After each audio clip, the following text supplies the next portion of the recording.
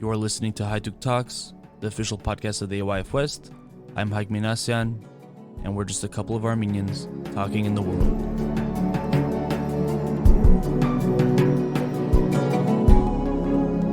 A couple of Armenians talking in the world. Welcome, Daniel. It's a pleasure to have you here. I want to say I've always wanted to be an academic, a historian, studying at university, studying in Paris. I know you were there recently, right, a few months ago.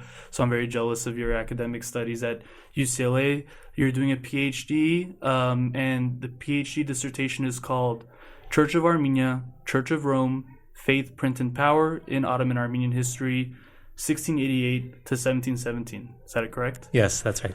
Thank you for being here. Excited to do this. Also, very niche, very focused topic. How did you get exposed to this topic? What's the inception story of this? The inception story has to do with a lecture I was listening to. So I should say first, Haik, that when one starts a PhD, someone's affiliated with a particular professor in a department. So at UCLA, we have a few professors who do Armenian things. In the history department, which is my department, there is Abbot Mkhitar, who teaches. Him. He's the best. Yeah, I love that guy. He teaches Armenian history, let's say roughly 1600 to 1800, something like that. And so at one point, Abbot Mkhitar was giving a lecture, and often after his lectures, we would talk about what he was discussing or about the field of Armenian studies, different things. And sometimes he would ask whether I was interested in working on a particular topic that he had brought up for my dissertation. Because I know he's very focused on Western Armenia specifically, correct? Or is it could be anything? His primary area of focus is those Armenians who moved from the Caucasus to Iran around the year 1600, New Julfa, and then who became the main actors in these merchant communities that stretch from, like, let's say, London to the Philippines. Calcutta. That's how I know him, is through the merchant stuff. That makes sense. Okay. And so, Haik, I should say, so some of his research does cover Western Armenians. It does, but it's not really the bread and butter of what he does. Got it. Well, so then he proposed this kind of era to you, and you were like, this could be very interesting. How did you get started, or when did you know that, okay, this is going to be it? This is what I'm going to study for the next 5 years, however long it's been. A history PhD normally takes 6 to 8 years. Jesus. So I'm halfway through my 6th year now. It looks like I'll finish in 8. Yeah, I mean, it sounds awesome. I mean, I would love to spend that much time doing that. That's great. So you're almost done. I mean, let's say you're towards the end. So Daniel, before we get into this topic itself, for those of us that might be interested in doing a PhD, what are some quick tips on doing a successful PhD like this one? Let's say Armenian history focused. Do you need to know certain languages? Do you need to, you're saying, know a professor, right? Work with alongside them. Does the school need to have, I guess, an Armenian studies program? What would you say? The school itself doesn't have to have an Armenian studies program, no. Very often, people who decide to write a PhD dissertation, which is a book. At the end of your dissertation, you have the text of a book. You receive your PhD degree, and then after you go out and you try to find a publisher to publish it. But for all intents and purposes, the dissertation is a book. So many people who write books on Armenian topics do so under the supervision of a professor of Armenian history or anthropology, literature, what have you. That doesn't have to be the case, though. In answer to your question, more generally, it's a good idea, I think, to do a master's first, but not everybody does. Many people receive a bachelor's degree and then they go right into a PhD after. But if you have a master's, it increases the chances of being accepted. And it also puts you in a better position of knowing whether you want to spend the next 6 to 8 years doing a particular thing. So yeah, you write to a professor, you say what sorts of things you're interested in. Of course, one ought to look into the research of the professor, him or herself, to see what their areas of expertise are, right, and then to see if there can be overlap. And then you kind of have a conversation. Some professors prefer for the conversation to be short. They say, yeah, that sounds good, apply, good luck. Other times they want to have a longer back and forth, depends on the style of the person. I got you. And how many did you have to learn Karapar for the work that you did, the ancient, the old Armenian, classical Armenian? Yeah, Karapar, classical Armenian, which is used today only as the language of the Armenian Apostolic Church. Particularly in the PhD programs in Armenian studies at UCLA, so there's Abbot Mkhitar, who one can study with, and there's also Peter Cowie, who's in a different department.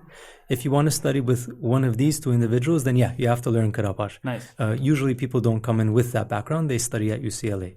But this is not the case in all universities. In fact, UCLA is one of the few universities that has Karabakh courses available. And especially where you're studying Armenian church history, it's definitely going to come very in handy. So like in your the title of your dissertation, Church of Armenia, Church of Rome, you're talking about these two institutions, these Christian institutions, and their relationship to each other in this certain time period. But I'm curious to how these two institutions kind of developed independently, and then how they also, started first, coming in contact or started to be exposed to each other once again. Sure. So this is a long history, so I'll give it in very broad strokes with approximate dates and so on, but enough to have an idea of what you're talking about. And also I'll say, in order to make it clear that churches sort of come from somewhere and then they don't have a distinct form, and then eventually they become institutionalized with their own hierarchies and buildings and leadership. So to start outside of Armenia, let's say Jesus is born around the year 1. He is a Jew who wants to continue in the tradition of Judaism. He has particular teachings. Certain people around him follow his teachings, others don't. 100 or 200 years pass, and you have a situation in which Judaism is continuing as its own religion, and we have this new thing that becomes Christianity. Right. Groups of Christians over time are spreading across the world, especially North Africa, the Middle East, Europe, Armenia. Yeah. For political reasons, for geographic reasons, for cultural reasons, particular groups come together and clump together, and they have their own leaders, and these become eventually churches. Makes sense. In the case of Armenia, we know that there either were or must have been Christian individuals on the Armenian plateau before the year 300. Right. But the key date, traditionally 301, historically much more likely 314. I've heard that, yeah. This is when the king of Greater Armenia, called Dirtad, converts to Christianity himself, and along with him, certain other nobles. It wasn't the state that adopted it altogether, or it was just the nobility and the king's family that I always looked at it. The difference is like, here's a state adopting the religion itself instead of just the citizens becoming Christian. It depends on where you want to put the emphasis. Okay. Because it's very important that the king, who is the prime leader of the kingdom, Dirtad, converts and says that others should convert as well. This is very important. But it's also a fact that not all of the noble houses around him convert. They don't. We know that for the next 100 or 200 years, there are still Zoroastrian Armenian princes. Right, some nobles that stick to their old ways, let's say. They're not about the new ways, Exactly. Makes sense, yeah.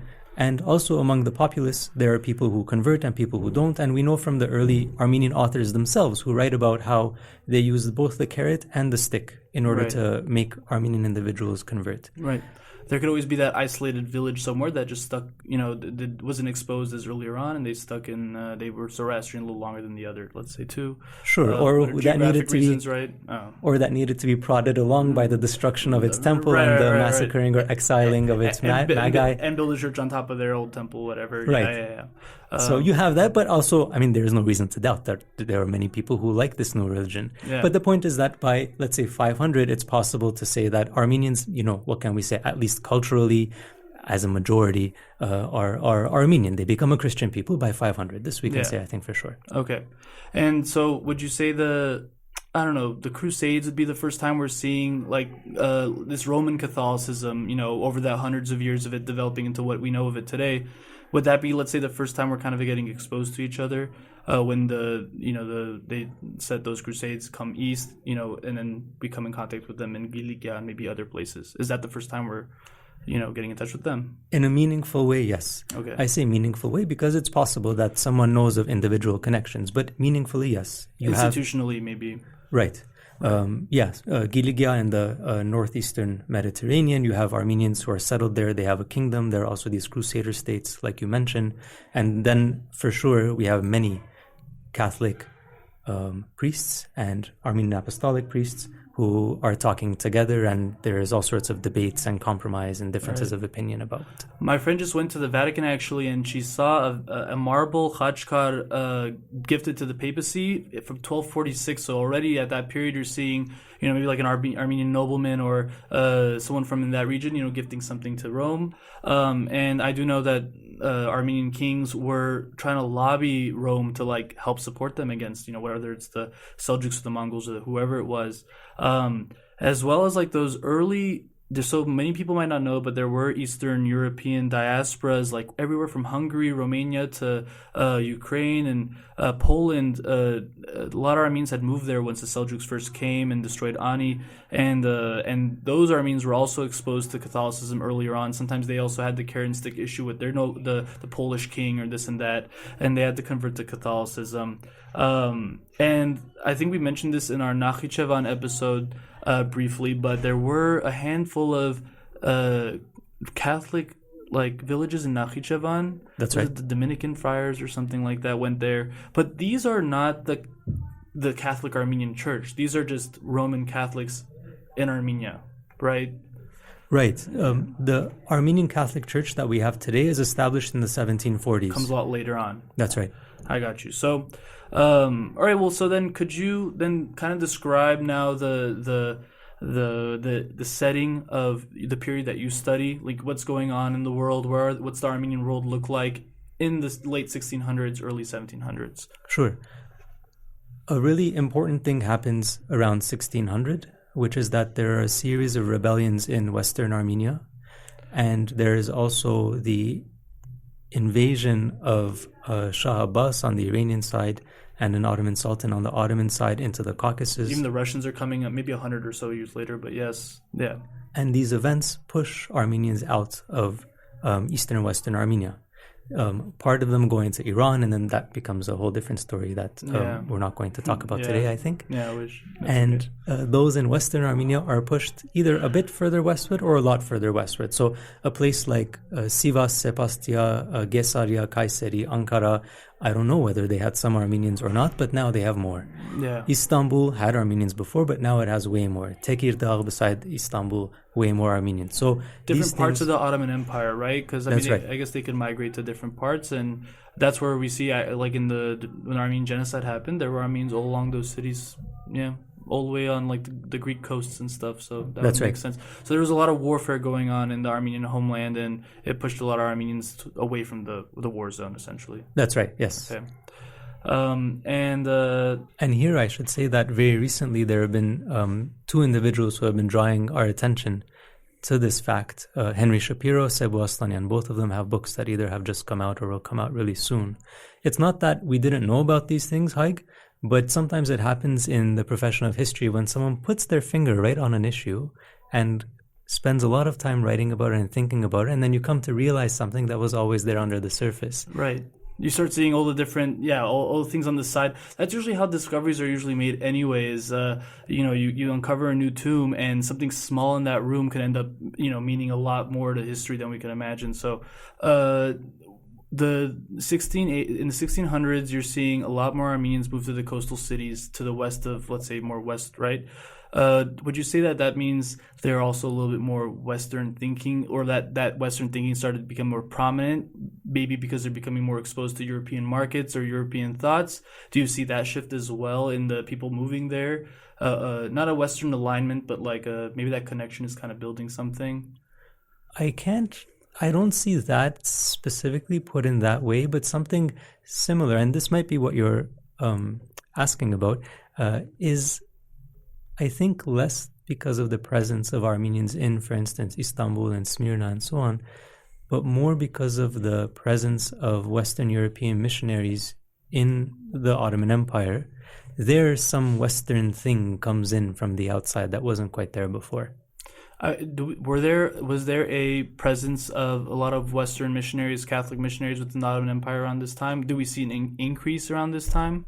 In 1688, I think something important happens. It's clear that in 1688 something important does happen. I'm not sure whether there is a numerical increase in the number of missionaries, but a kind of key event that takes place is that Jesuit missionaries. So the Jesuits are a particular group of Catholic priests who focus on education and on spreading Christianity in their minds. Yeah.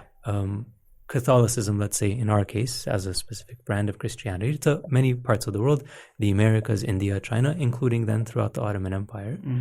So in Erzurum and Garin, they set up a mission, and so they start proselytizing, talking to people about Christianity and Catholicism.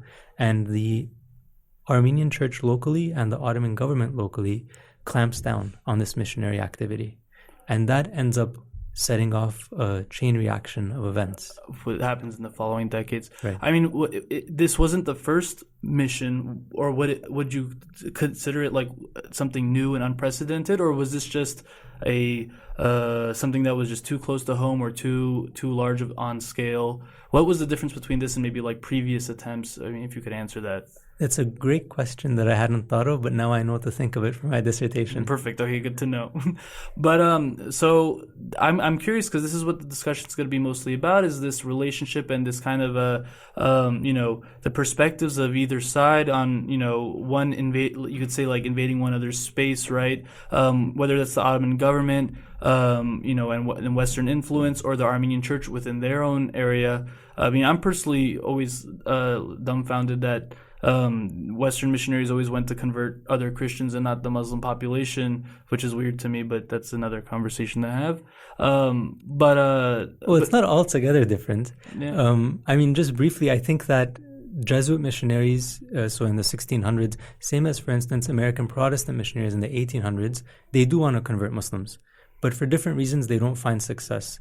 Not least, I think, because there is a higher bar for a Muslim in the Ottoman Empire to jump in order to become Christian, which is that for an Armenian Christian to become Catholic is not legally a crime according to Islamic law. But it is for a Muslim to convert to change their religion. And that technically is punishable by death. And an Ottoman Muslim is putting themselves into the second class by doing that. Like they're putting themselves lower in the hierarchy just by choosing that new religion. For Armenians, it might not make that big of a difference there, right? It's true.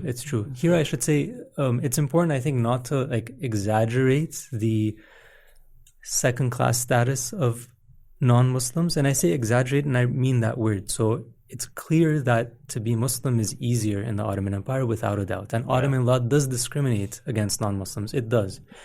But the thing that I want to clarify is that it's not true that there is a centuries-long process of planned annihilation, of always seeking to massacre Christians and force them always to embrace Islam. It's not at that level. No, there was a period around this time that Armenian merchants were doing they were doing a great job. Honestly, I always joke around and say whenever Armenians didn't have to worry about administration or war, we do great. We kill it, whether it's business or even spiritual matters. But there was a period, I'd even call it the late Renaissance or a golden age of Armenian life out there, But speaking of a golden age, and we'll get back into kind of this relationship and the Armenian Church and the Church of Rome and their experience with each other. But there was something that came out of this era. From what I was reading, 1700, the Mkhitarist order was created.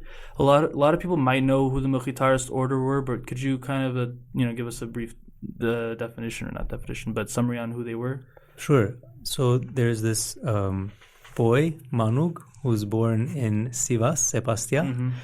Mm-hmm. According to his biography, which is always interestingly, this is Peter Cowie who had pointed out to me, all of the biographies of Mkhitar are written by Mkhitarist priests. Okay. So we have a lack of a critical perspective. At the same time, Mkhitarist priests have published Mkhitar's letters that he wrote, of course, as an adult, not as a child. And it's clear that this is a person who is so careful and caring and meticulous and serious and hardworking. What I want to say is that it would be nice to have a critical biography of this important figure, but I don't think that the critical biography is going to completely overturn everything that we know about him. Because the impact that he had and the influence that he was able to make over the Europeans, I mean, that speaks for itself, right? He didn't have any help. He made that happen, and it speaks to he was probably a pretty amazing person, just, from his own abilities. So, but yeah, tell us about the order, though, this Mkhitarist order. Sure. So this kid, Manug, who becomes eventually ordained as a priest and takes the name Mkhitar, his biographies describe him as an individual who is very pious. He wants to be close to God. He gives importance to the Mother of God, Mary, praise to her, and so on. He's also very curious and very serious. He has deep questions about life, about Christianity. And he finds consistently that the Armenian priests around him aren't able to answer his difficult, nitty-gritty, perhaps technical questions. Interesting. In his search for answers, he meets some Western European, I'm not sure from which country in particular, perhaps France, but I'm not sure, priests, missionaries in Aleppo, in Ottoman Syria. And there they tell him that, yes, in fact, he can receive answers to these questions. They answer the questions, they gave him a book and so on. And he gets it in his mind that on the one hand, the Armenian church is a very important institution that he doesn't want to leave. He's ordained in the Armenian church. Yeah. At the same time, he sees that there is an extreme level of knowledge in Western Europe. Yeah. And what he wants to do is he wants to be the bridge that connects these two intellectual and cultural worlds. Maybe in an attempt to enrich the Armenian church as well, right? Like at this point, he wasn't thinking, I'm going to become a Catholic or something, right? At this point, would you say he was still looking to just be that bridge? He wants to be the bridge, and he's in a difficult position, and his order remains in a difficult position for centuries and for decades and maybe even a couple hundred years thereafter, which is that there are those who look at the Mkhitarists who are in between Armenian and Catholic and say, look, you can't do this. You have to pick a side. Mm-hmm.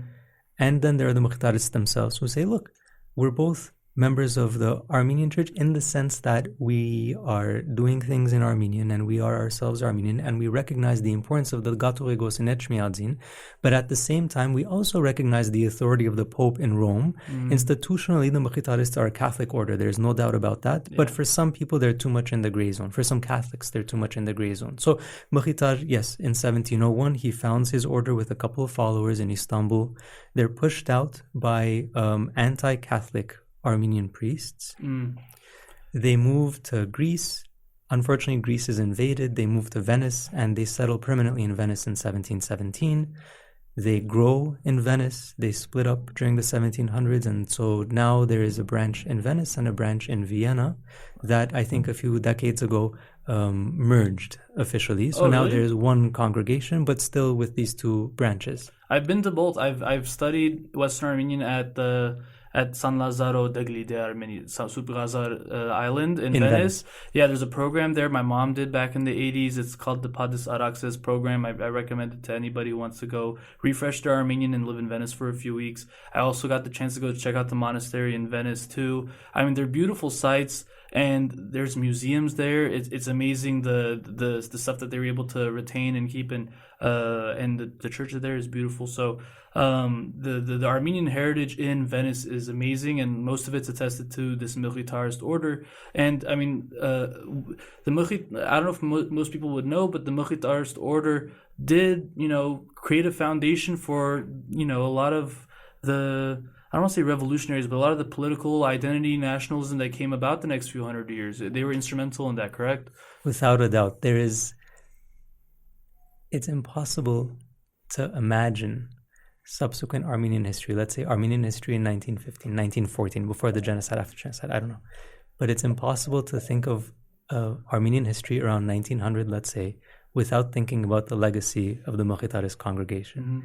Because they looked at Armenians as a divided people speaking different languages, living in different parts of the world, and wanted to reach them for missionary reasons, for spiritual reasons, So they did secular work, they did non-religious work, but they also, very importantly, did religious work. They were priests. Yeah. And part of their non-religious work was to show Armenians Armenian history, to publish texts that had been left in manuscript, publish meaning print them in books in hundreds of copies and to send them out.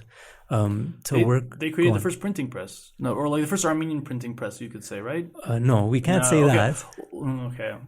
They're extremely important Armenian printers, without a doubt, but they didn't create the first printing press. Not the first printing press, but the first Armenian book. No, I think it was in Amsterdam, wasn't it? I think there was something like that. The first Armenian book is published in 1512 or 1513 in Venice. Oh, I thought it was Amsterdam. And then from there until 1660, books are printed in different parts of Europe, either mostly or completely.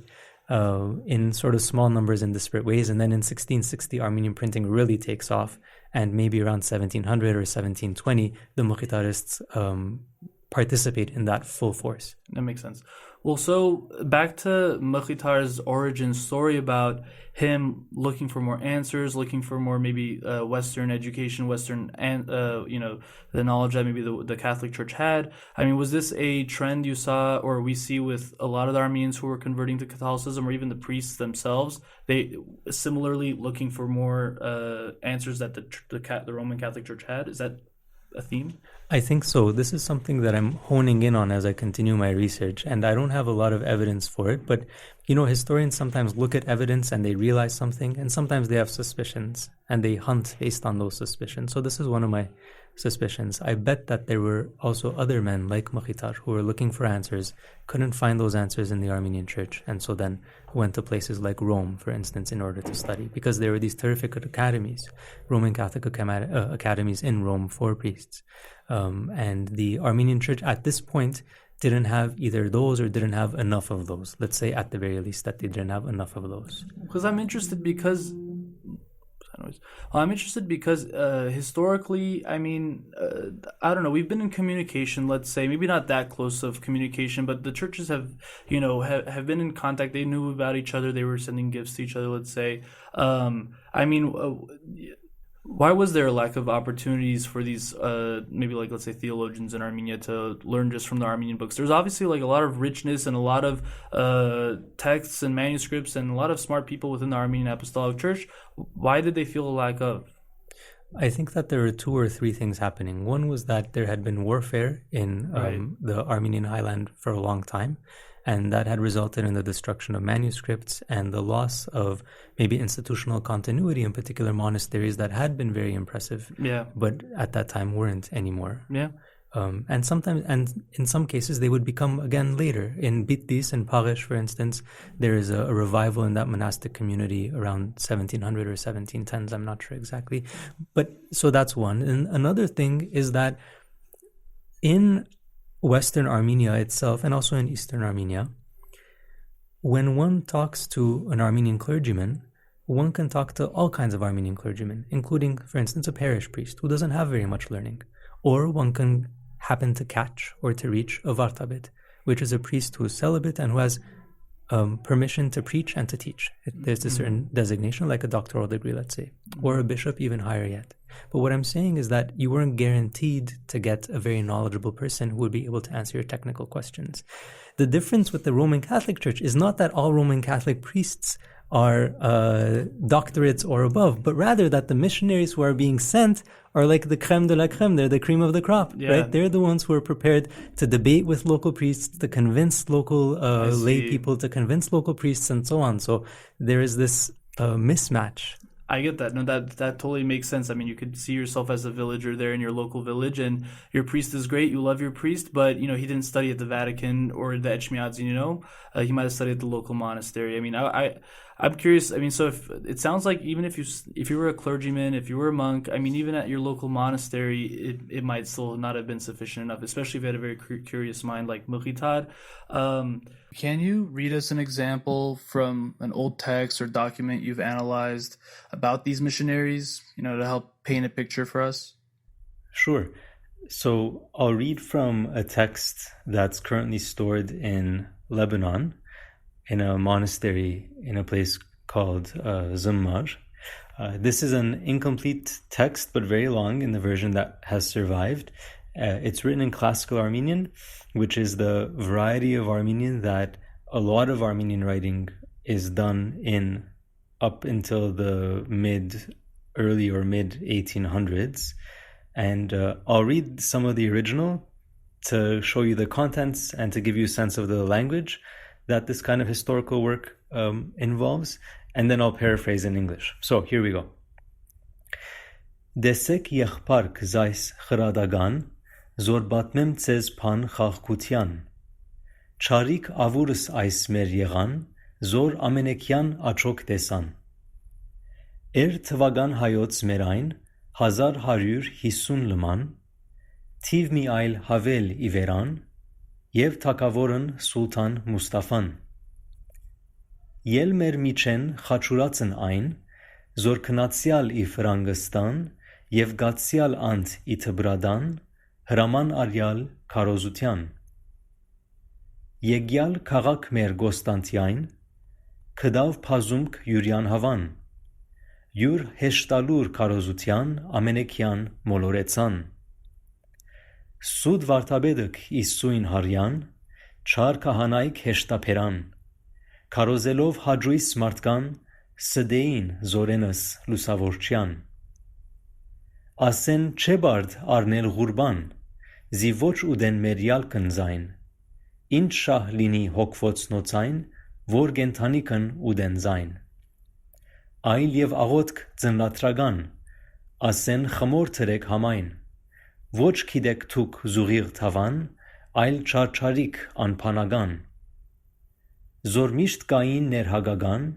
խոսեին փանս հագարագան, վիջեին սագս երգ փնության, թե ծերն չէ ուղիղ թավան, այլ նոցունց փան ճշմարտության, քարոզեցին իլուր մարդկան, թե մոլոր ազգ հայոց նման, ոչ կդանի ասկաց համայն։ So what this is saying is it starts by giving the year in the Armenian calendar and says that in this year when the Ottoman Sultan was Mustafa, there arose among us someone called Khachurats. So Khachurats means someone who denies or renounces the cross. Clearly this is a nickname. And it seems very likely, almost certain, that they're talking about this Armenian priest called Khachadur Arzurumetsi, who was from Erzurum.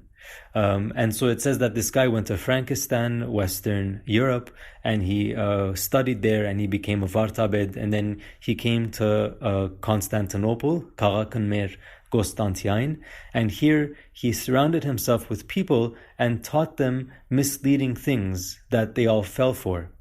Him and other false Vartabeds and evil Kahanas who followed him misled lay people. They taught them to do things that are against the traditions of Gregory the Illuminator. They taught them not to do ghurban, slaughtering animals, animal sacrifice, madar. They taught them to pray while they're kneeling. They taught them that their tavanank, their confessional things that they know to do, the Armenian apostolic way of doing things, were wrong. And then the passage that I read ends with this accusation, Te molor az kayotz naman voch kadani askatz hamain. Among all the nations of the world, there is no nation as lost as the Armenian nation. Well, so we could go back to 1688, where you're seeing this big, emergence of more Armenian Catholic priests, or Catholic priests, let's say, or Catholic missionaries coming to Western Armenia, because they arrested that one priest. You're saying, like, that set off something?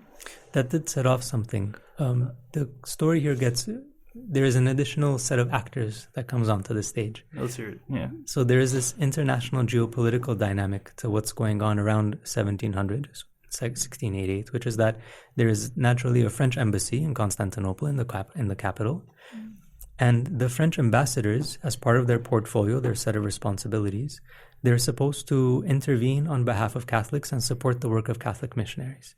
And so when these Jesuit missionaries in Erzurum are pushed out, French diplomats are themselves Roman Catholic. That's maybe perhaps obvious. So these French diplomats also become involved. So it becomes this big hullabaloo. Politics are getting into it. I see. I mean, what do you think the motivation for the Armenian, let's say, clergy and the Ottoman government not allowing them to work in Erzurum was? What was their perspective like? I don't know what the situation was in Erzurum in particular. I guess in general then. But if we were to zoom out a bit, I think that there could have been some different fears at play. Okay. One that I haven't seen reflected in the Ottoman Armenian texts of the time yet, but that I wouldn't be surprised to see, would be a recognition of the fact that in Poland and in Hungary and also in Iran, you had groups of Armenians converting to Catholicism, and in Hungary and in Poland in particular, you had thousands or tens of thousands, I don't know the number, of Armenians en masse altogether becoming Catholic, and the whole apostolic hierarchy becoming Catholic and joining the Catholic Church. Yes. So part of the issue could very well have been Armenian apostolic priests who knew about these things, worrying about the same thing happening at home, which naturally they would not want. Yeah. Another thing that definitely played a role is politics and competition and greed. Yeah. Because an interesting thing that happens is that it's not only anti-Catholic Armenian priests who are involved in pushing back against the spread of Roman Catholicism. There are also apostolic lay people who, given that they have money, use their wealth in order to bring particular bishops, anti-Catholic bishops, to power so that they can do anti-Catholic things. And then on the other side, Catholics with money do the same thing in reverse. So, for example, there could be an Armenian apostolic merchant who, let's say his business deal relies on maybe the local Armenian church. And let's say that competition between a Catholic church and a Catholic merchant this is where maybe the competition might be playing out between just laymen. Like the churches are connected to even non-church events or non-church trade. This is what you're kind of getting at too. Yes. Interesting. Also, there is this funny thing that we don't see in the world anymore, but that was the case in Ottoman history, which was that the Armenian Church as an institution was responsible for at least part of tax collection, collecting certain taxes from Armenians, let's say. And so, if the priest that you backed was in power, was the bishop of a particular area, then that would increase the chances, maybe guarantee, I'm not sure, but at least increase the chances that you would be assigned a tax collector for the local Armenians. And the way that a tax collector makes revenue is that they skim off the top, either legally or illegally. Commission or whatever, yeah. So then in this way, you have a situation in which even we can imagine someone who's not particularly interested in pro-Catholic, anti-Catholic politics backing a certain person because they have their own financial dealings. Yeah, there's middlemen all along. There's a bureaucratic system that is also kind of making money from the situation, and that's going to get involved. That's interesting. It makes sense that that's happening. When I think about, the Armenian church isn't so keen on the Catholics coming and converting Armenians, it's, to me, I'm thinking, maybe they want to preserve their Armenian identity because it's very closely attached to the Armenian church. And then they think, if they become Catholic, maybe they'll start losing that identity a little bit. It's possible. We can get into that. So there's a little bit of that motivation to preserve the Armenian culture and identity, part of it. Was that any part of the motivation from your research? In the sense that for apostolics, we see this consistently. If you leave the apostolic church, you're not an Armenian. It's simple. Interesting. They say it again and again. They use this word franc. So the word franc kind of means lots of things. We have it today in the word French. It comes from the word franc. Yeah. And so since the medieval period, for lots of peoples in lots of languages in the Middle East, franc means Western European. It comes from the Crusades. Any of those Crusaders were considered Franks. That was a term for European, yeah. And I'm not surprised that the Armenians also use that. So that makes sense. And so they say, Frank Tarnal to become Frank, Frank Lashmek in Turkish. It's clear anyways. This isn't historians sometimes do interpretation where they try to draw conclusions, and sometimes they just point to things that are right there in the text. This is one of those things that's right there in the text. It's simple to them. Well, so was that a large theme back then, or maybe even earlier, that your religion really was tied with your ethnic identity? Because maybe at that point they saw that maybe language wasn't the determining factor or the food you ate, but it was really your faith. That was the consensus, huh?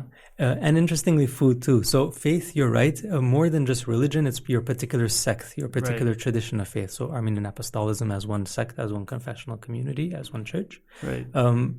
Language, you're totally right. It was just absolutely not a problem for people that someone could be Armenian, meaning their parents had been considered Armenian and they were members of the Armenian church in some capacity, and they spoke Turkish or Kurdish, no problem, no issue. It's just people just didn't think about it. Yeah. Right? But food actually, interestingly, is a marker of which church you belong to. Interesting. I figured Islam and that would make sense, right? The pork and the this and that, but But what would be the difference between the churches with food?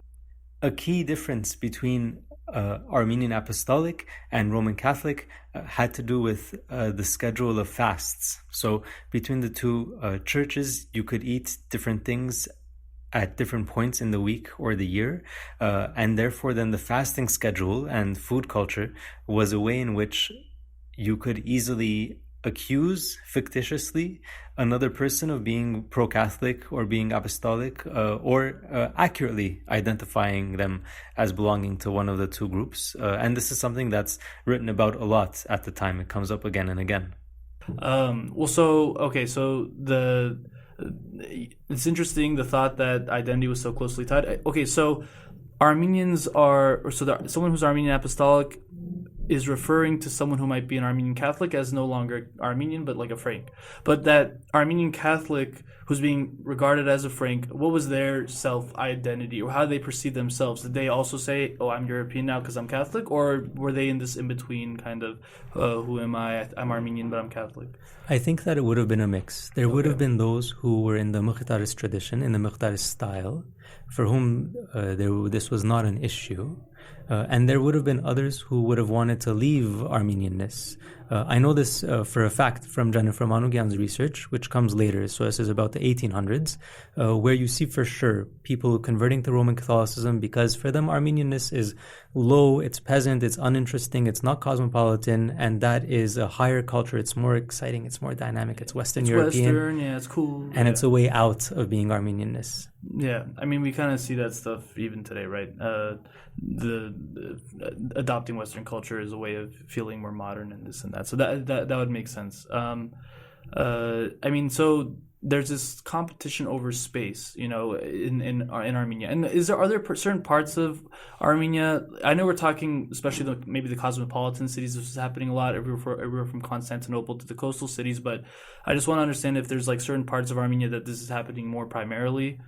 This is a great question, Haik, because a topic that historians these days of Ottoman Armenian history are sort of often have in their minds is, are we talking just about Istanbul, just about the capital, or are we talking about other places too? So in this case, we're talking a lot about Istanbul, we're talking a bit about Edirne, a bit about Jerusalem, a bit about Bursa, a lot about Erzurum, Garin, a bit about Sivas. And if we go outside of Western Armenia, then Echmiadzin is on the map, Nudrulfa is on the map. Dikranagert in Western Armenia is also a relevant place. So this seems to be an uncommon kind of event in that it covers a lot of the Western Armenian world. You know what I just remembered? I've spent a lot of time in Javak, and the Javaksis are from Erzurum, and there are a lot of Catholic Armenians in Javak. That must have been from that time. That would make a lot of sense. And then to maybe refresh the motivation for, what was the motivation, let's say, for the Jesuits and the Catholic missionaries? Was it just purely their philosophy of expanding the religion, or was there also other kind of motivations for expanding? These things are happening a few hundred years after the Reformation in Europe. So there's this name, Martin Luther, that listeners might know. Martin Luther is a Catholic priest, but he's one of many Catholics in Europe who is sick and tired of the corruption of the Roman Catholic Church. Yeah. Events lead one to the other, and so basically Christianity in Europe, which at least nominally initially had been under one institution, is broken up and splintered. And so one of the motivations for the Roman Catholic Church to train missionaries and send them out is to fix the situation. Also, you have for Europeans, the discovery of the Americas. They're like, there are all these people here who aren't Christian, let's get them. And so on. No, you're right. The Jesuits came about this because the Reformation was demanding of the Catholic Church to reform and rethink and get more, let's say, intellectual about their stuff. That's how the Jesuit the Jesuit school kind of came about, and so now they have these schools that are pumping out all these intellectual and staunch missionaries, and I feel like maybe since they had this surplus, they're kind of being sent everywhere. I was curious if the European nations had sort of like a agenda behind it as well. Like maybe they can gain more influence in the East. The trade routes were a big thing. Did you notice anything like that in terms of on the political end? I know that for sure, one of the motivating factors for the Ottoman government to get involved, actually this is more of an argument, let's say, in the book, is that there is evidence to suggest that the Ottoman government, whereas previously it had been indifferent to the conversion of one kind of Christian to another kind of Christianity, at this point saw that Western European states were using Catholicism in order to gain followers so that they could use that, they could insert that as a thorn in the side of the Ottoman government, use it to get concessions, use it to stir up trouble when they wanted to, and so on. And so there is at least a bit of that, perhaps even a lot of that. There is at one point war in the Balkans, for instance, during which Venice, if I'm not mistaken, encourages local Catholics, so Balkans, this is outside of Armenian history, right? But it's in the Ottoman Empire, encourages local Catholics to rise up against the Ottoman military, their own government, so to speak, and they do that. And so could the Ottoman government have had the same worries about Armenians and also about other peoples who are going to Catholicism? It can be. Well, what was the Ottoman government's take on all this? I mean, did they just care about, who paid them at the end, or were they also weary of these Western missionaries like the Armenian Church? Were they on the same side? They're definitely on the same side. This is one of the things that makes the project interesting to me, which is that if you think about Western Armenian history from a distance, you see the genocide, and it's a clear Ottoman government on one side, Armenians on the other side. But if you read just slightly deeply, there is this patriarch called Abbot Ohanian who publishes a huge history, an Armenian history. And he writes about these things copiously, and it's clear that the norm for Western Armenian history is cooperation between our high-ranking, at least, Armenian churchmen and Ottoman officials. Is that the only thing that happens? No. But is there a lot of it? Yes. Is it normal? Yes. Should we expect it? Yes. Yeah. So in this case, they work together consistently. One of the things is geopolitics, where different states are competing in the Eastern Mediterranean, and so I think that confession style of Christianity becomes politically significant, and then money is also a factor. There is this tradition in all across Europe and Asia, and it goes up and down in particular places at this point in the Ottoman Empire for sure, where when you gain high office, you're supposed to give gifts to your superior and to their hangers-on. This is not only a thing that Armenians do, all sorts of people do, and all sorts of that's right. These are called like gifts of honor. It's part of paying respect. Homage. I don't know if it's homage, but yeah. And when someone becomes a bishop, an Armenian bishop in the Ottoman Empire, or when someone becomes a kind of super bishop called the Patriarch in Istanbul or in Jerusalem, you have to pay the same kind of gifts. You have to give the same kind of gifts. If you have a situation hike wherein there is local competition among Armenians and one side is willing to pay the fees of the other, pay the fees of their candidate and paying you off so that you dethrone one patriarch and put another in their place, it's like cash money is flowing in. Yeah. So that's undoubtedly another factor that keeps the situation messy for a long time. Interesting. I mean, I was curious if this competition between the two, the Church of Rome and the Church of Echmiadzin, had any also benefits or anything positive come out of this. Did you find anything like that in your research? Or what would you say? There is this principle in the study of church competition like this, which is that when one church accuses another of being wrong, being heretical, for instance, so believing the wrong things, having the wrong churchly teachings, the side that's accused, as they give their counter-argument, they also hone their own arguments. And they improve themselves so that they can defend themselves. Right, just kind of like the Reformation, or like we were talking about with the Protestantism, and then the Catholic Church had to reform and rethink and improve on themselves so that they could win back their lost territory, for example. So yeah, I could see it, whenever when you don't have, let's say, an external threat, quote unquote, you can become complacent and maybe more lazy, and maybe that was actually the lack of in the first place, right? And this competition helped revamp maybe the Armenian liturgy, the Armenian Church, and the way they had to, how are we going to keep our people, to ourselves? Oh, we got to be better. We got to improve ourselves. We got to think of new ways. So that makes sense. That's it. You also see it in the domain of books, where particular styles of book that had been developed outside of Armenian circles, so in Western Europe, are translated into Armenian for the use of Catholics and potential Catholics. And then apostolics also start writing the same kinds of books because they're successful, because they like those kinds of books, and they figure that it'll be useful to apostolics too, both in a competitive dynamic and also outside of competition, they just figure this is a good thing to give our congregants. Very interesting. Okay, well, I mean, you kind of mentioned a few times why you are interested in this era, but, could you give us maybe like one of your favorite things about why you're so interested and how you can spend so much time on this era particularly? Like, what do you gravitate to so much? Early on, you asked me how did I come to this topic, and I mentioned the lecture and so on. So the particular story that was mentioned during that lecture was the story of Avedik Vartabed. Mm-hmm. So Avedik is an Armenian apostolic bishop, and in short, what I heard during that lesson was the story of how this Armenian bishop was anti-Catholic, and a French diplomat, a French ambassador, organizes his abduction. So he's secretly kidnapped and sent away and put in prison in different parts of Europe, including in the famous prison of the Bastille, which is famous in Paris, in Bastille Day, or everything, the destruction of the Bastille. He was there, huh? And so he's there. So this guy's story, Avedik Vartabed, just keeps me going. And there are texts. He writes an autobiography, so you get to hear his story in his own words.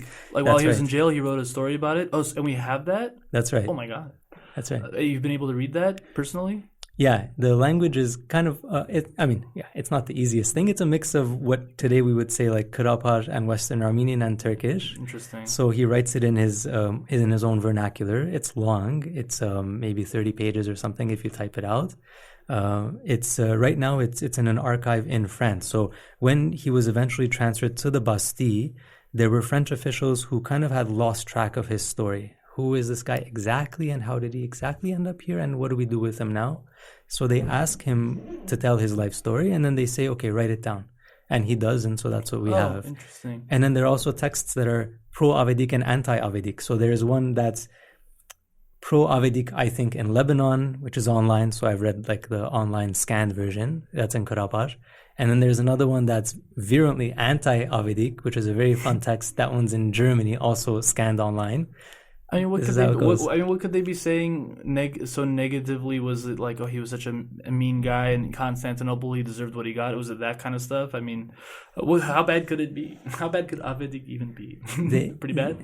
Yeah, they say terrible, insulting things about him. They describe him as a Judas, as someone who has people thrown in jail, which he did. They compare him to a rabid dog. And then there's also more colorful language. I bet. Isn't that funny though? It's like he threw people in jail, but we threw him in jail. Like, what does that say? Like I said in the beginning, you were in France, and I had a number of friends who were studying. Were you in the Maison d'Arménie? I was. Yeah. There's like an Armenian house there. I think actually in our episode with Ardashes Kasakian, he mentions this Armenian house where a bunch of Armenian academics could live together. One, that's super cool that you got to do that. I'm again very jealous of that. But yeah, I mean, what else was unique about what you got to learn there? What was the goal? Was it just for this Avedik book, or were there other things that you were able to learn there?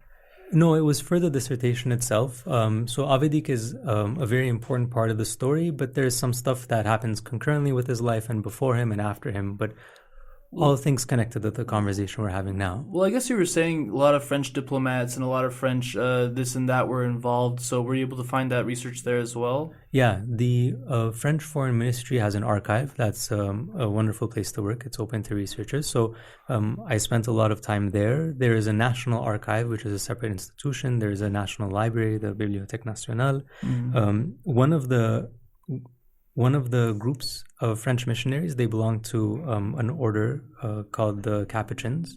So the Capuchin Monastery in Paris has the old records from Constantinople. And they're open to you? Like you're able to go? That's right. So all these places are open. The Capuchin collection is... So when one is doing research, sometimes one ends up working in archives that are professional, solid hours. You look online, whatever it says there, that's the reality. Some archives are personal or closed or semi-closed. So the Capuchin archive, for instance, they say very clearly, and it's fair, this is a private collection that we're opening to researchers as long as we're able to. And so you go and you work comfortably. Were there other places you were able to research? Was it mostly like online in France? I mean, have you been to the Mkhitar Monastery to look there yet? I haven't been to the Mkhitar Monastery, no. I know for a fact they probably have a lot of stuff, but like I don't know how much is available, right? Because I'm sure every monastery or every library is some things they want to. I mean, you can't go to the papacy and like see everything that Rome has, you know. That's true, you can, but some institutions are more open than others. Mkhitaris aren't that. The Mkhitaris are not an open institution, no. They're secret society. At least the one in Venice. Wonderfully, the Mkhitaris congregation, the Mkhitaris branch in Vienna, recently launched a website where they've put their amazing newspaper collection online, for instance, which is terrific. But where else? I went to Istanbul again. Before coming to UCLA, I lived in Istanbul for 3 years. So I returned there, did research there at the Ottoman Imperial Archives. One of the places that Avedik was a prisoner was this famous monastery. Many people know it, but I didn't until I started this project. It's called Mont Saint-Michel. You know it as well. It's Mont Saint-Michel is the one on the coast, right? That's right. Was that a dungeon? No, it was a castle kind of. Like it was it's a beautiful place. It's the one where you can't, like when the tide is up, you can't walk to it, but when the tide is down, you can walk to it. Oh, I went there. It's near Normandy. It's like magical castle. And because there is that tide dynamic, just as you're describing, for centuries it was used as a prison also. So Avedik was a prisoner there. No, I mean, to be honest, I mean, if you're going to be a prisoner anywhere, it's not bad to be in Paris. I'm just kidding. Mont Saint-Michel. But there's a better place. He was also in prison, so he's taken away from whatever island he was on. So Avedik was a prisoner on an Ottoman island. Okay. Oh, okay. He's set free, and when he's on the sea, the French diplomats conspire to kidnap him. Oh. So he's briefly not a prisoner, and then he's a prisoner again. So first he's sent to Sicily briefly, and then a nicer place than Normandy is on the Mediterranean coast of France in Marseille. They take him there. So it's not a nice Côte prison d'Azur, where nice. he is on the Côte d'Azur, but he is in Marseille for a time, then Normandy, then Paris, and then he's set free and he dies in 1711 in France. They can make an entire movie about this guy just being in jail, probably. Almost sounds like Monte Cristo a little bit. I mean, yeah. And there you have an Iron Mask collection. The in Bastille, right?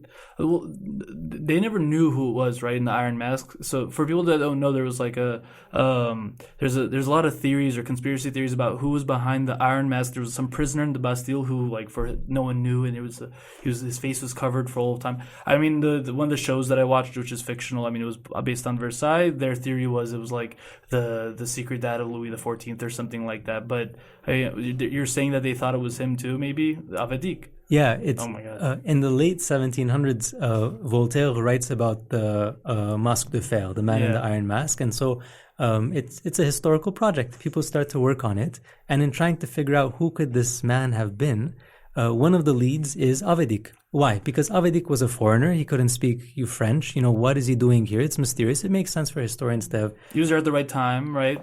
Roughly. Yeah. And so that's actually, you put your finger on the issue, which disqualified Avedik eventually. They clarified the dates and find out that Avedik either had arrived before the man in the mask was mentioned the first time or something. Right, or he died before or something like this. So it definitely was not him, but for a time, and that's something that's actually built up the research on Avedik. So there is like Armenian research on him because of the religious side and the Catholicism, and then there's the French research driven by uncovering the identity of the man and the Iron Mask. So Avedik was one of those stories that you heard that really grabbed you about this era, and then the more you looked into it, the more you discovered, the more interesting it got.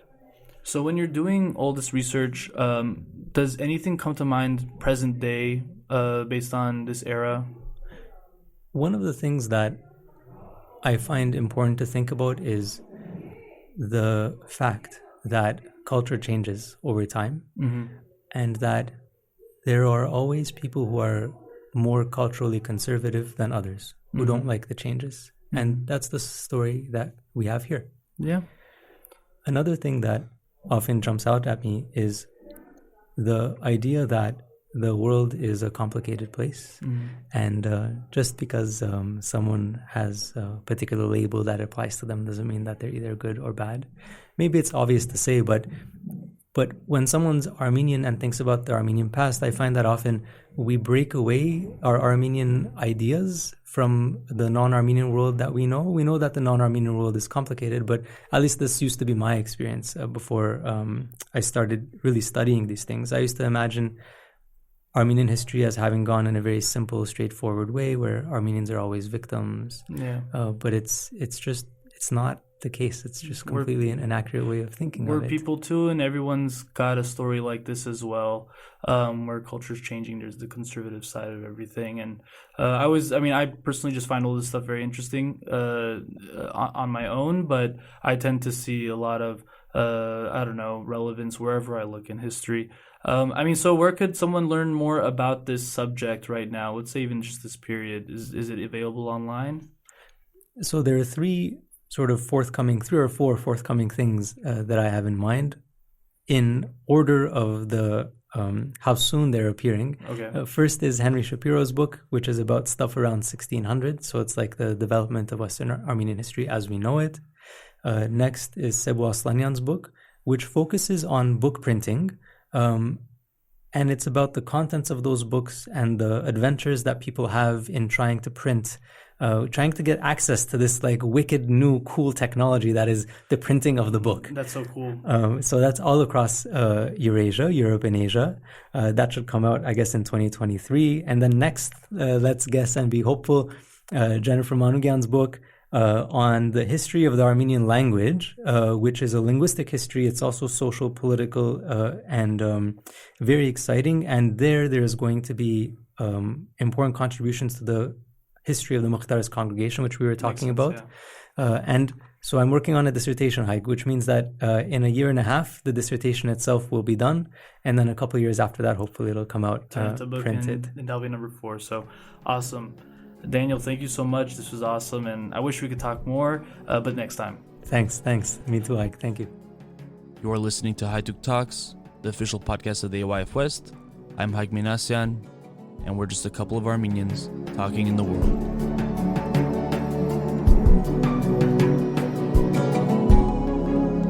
A couple of Armenians talking in the world.